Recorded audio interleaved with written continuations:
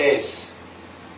కాబట్టి ఈ యొక్క ప్రపంచమును మొత్తం కూడా ఏలడానికి యేసుక్రీస్తు ప్రభువు వస్తున్నాడు, రాబోతున్నాడు అనే ఒక ఎదురు చూపులను ఆనాడు ఇశ్రాయేలీల నుండి మొదలుకొని ఈనాడు యూదా జాతి వారి వరకు కూడా ఏం చేశారండి? వారు ఎదురు చూశారు.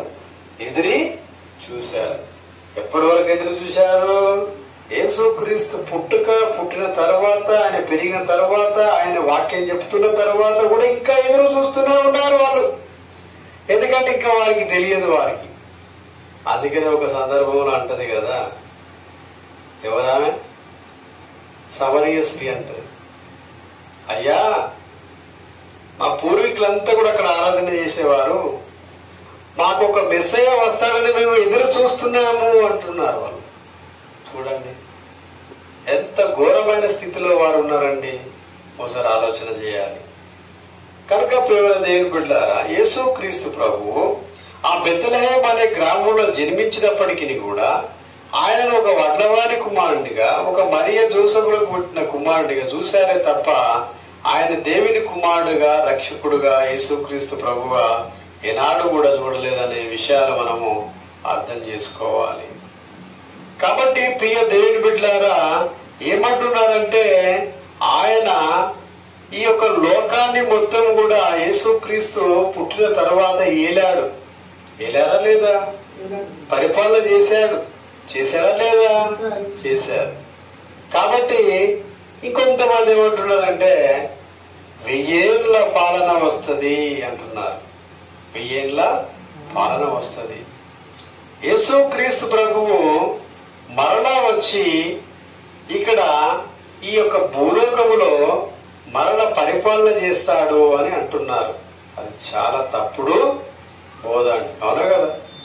కాబట్టి ప్రియులారా, అటువంటి తప్పుడు బోధన మనము సాహసించద్దు, దానికి సమ్మతించకూడదు. అది సరైన బోధ కాదు. యేసుక్రీస్తు ఎందుకు వస్తాడు?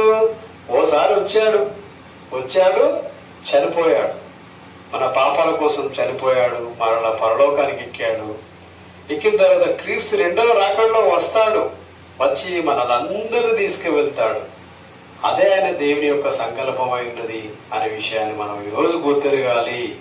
ఇంకా మనకు సంఖ్యాకాండములో చూసినట్లయితే మనకు 24వ అధ్యాయము 16-17 వచనాలను మనం ఒకసారి పరిశీలన గావిస్తాము. కాబట్టి ప్రసవముకు స్త్రీ పిల్లలను కనువరకు ఆయన వారిని అప్పగించును. అప్పుడు ఆయన సహోదరులలో శేషించిన వారు ఇశ్రాయేలీలలో కూడా తిరిగి వత్తురు. కాబట్టి ఇక్కడ దేవుడు అంటున్న మాటలు చాలా అద్భుతంగా ఉన్నాయి. ఆయన నిలిచి యెహోవా బలము పొంది తన దేవుడైన యెహోవా నామమున మహాత్మ్యమును బట్టి తన మందను మేపుట గాక వారు నిలుతురు. చూడండి, యేసుక్రీస్తు పుట్టుతాడు, బెత్లెహేములో పుడతాడు అనే విషయాలను తెలియజేశారు.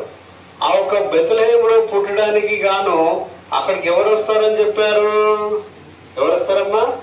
కాపరులు వస్తారు. ఎవరు వస్తారమ్మా? గొర్రెల కాపరులు వస్తారు. గొర్రెల కాపరులు వచ్చి వారు ఏం చేస్తారు తల్లి? వారు ఏం చేస్తారమ్మా? సాగిలపడి ఆరాధన చేస్తారు. అవునా కదా? ఏం చేస్తారమ్మా వాళ్ళు? రక్షకుడు, మన కొరకు ఒక రక్షకుడు జన్మించాడు అని చెప్పి వారు సాగిలపడి ఆరాధన చేస్తారు. 24-16 వచనం చదువుదాం ఒకసారి. సంఖ్యాకాండము